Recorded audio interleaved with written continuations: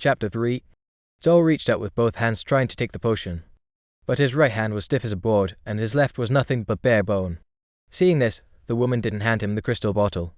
Instead, she uncorked it herself and fed him directly.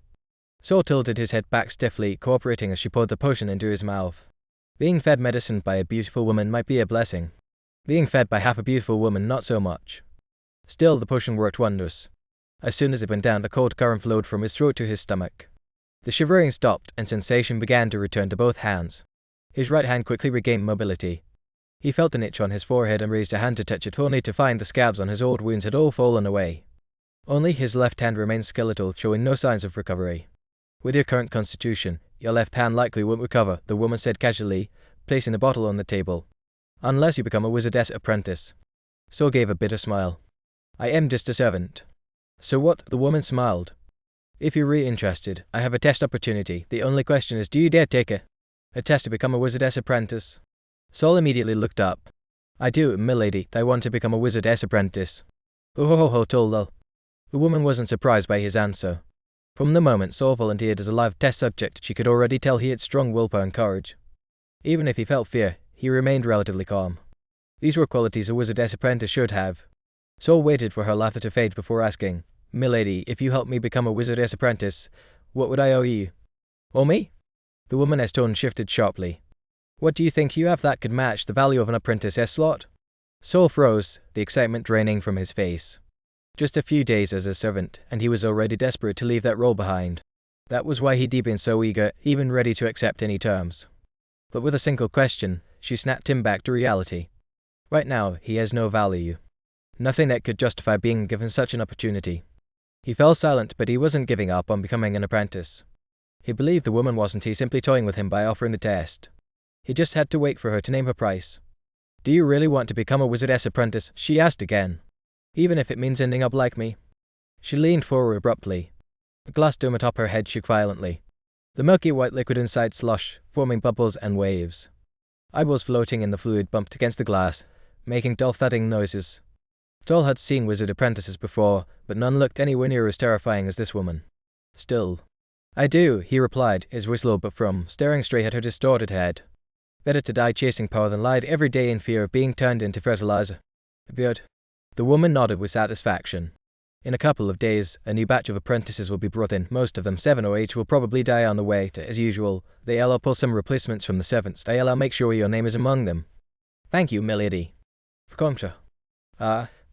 Second level wizard apprentice, Concha. If you pass and become an apprentice, remember to choose Mentor Kaz. I understand, Lady Concha. My name is... No need, she interrupted.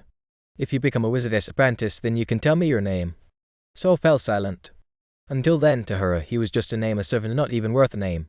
Hush, but in the wizard tower, identity always matched power. Sol exited Concha's room. The door shut silently behind him. When he turned, the pool of blood that had once been on the floor had vanished. He had no idea how Concha had managed that. The candles on the wall were burning a near golden yellow. Sol quickly surveyed the hallway. Nothing filthy in plain sight. He didn't have time to continue cleaning. As long as there wasn't anything obviously dirty, the stewards wouldn't bother checking the floor with white gloves. Sol turned and sprinted down the hallway, pushing his cart. Just before the candle flames turned white, he made it to the corridor on the 4th floor. Gasping for breath, he returned the supplies to the storage room and emptied the trash. Just in time before the stewards come to inspect. Sol reflexively wiped the sweat from his brow with the back of his left hand, only to wince in pain as the bone scraped his skin. My left hand still has no feeling, not even touch. He flexed his fingers. But at least I can move it freely now. Is this the power of a wizard? Accepting that his left hand might forever remain skeletal, Sol was still captivated by the power it represented. He looked down at his right hand. It might just look smoother, but he could feel the strength inside. He picked up a stone from the trash bin and gently squeezed it. The stone crumbled into several pieces. The right hand must be a successful result from the experiment. The grit strength is insane, far beyond a normal grown man. I bet even the so-called warriors or knights in this world wouldn't be much stronger. All it took was a few extra ingredients, and the potion's effects were completely different.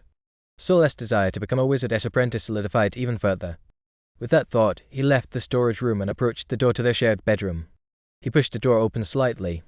Still examining his hand, he moved slowly. Voices from inside made him pause. Sol's still not back. Guess he is finally dead this time. HMPH, it is a miracle he survived this long after offending a wizard apprentice.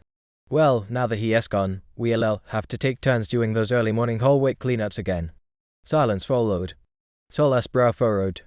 So the hallway cleaning was supposed to rotate? Had they used his memory loss to dump the dangerous job on him? After a moment, someone spoke again. Come to think of it, we might have been better off letting Saul live. He has lost most of his memory. He has to follow whatever we say. Now we restuck with the dawn shifts again. Who knows when someone LL just dropped dead? Who said the dawn shift has to rotate? What do you mean? We kept making Saul do it, and the stewards never said a word. From tomorrow, we'll make George do it. He has not memory wiped. He won't agree. Then we'll beat him until he does.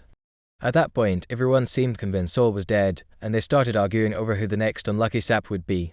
Bang! The door was kicked open. Starting tomorrow, Saul said, sweeping his gaze across the room full of boys, hallway cleaning goes back to being on rotation. Some were startled by his return. Others, like the one who smiled cruelly, were clearly planning a beating. That smirking boy was Brown, the strongest among the servants.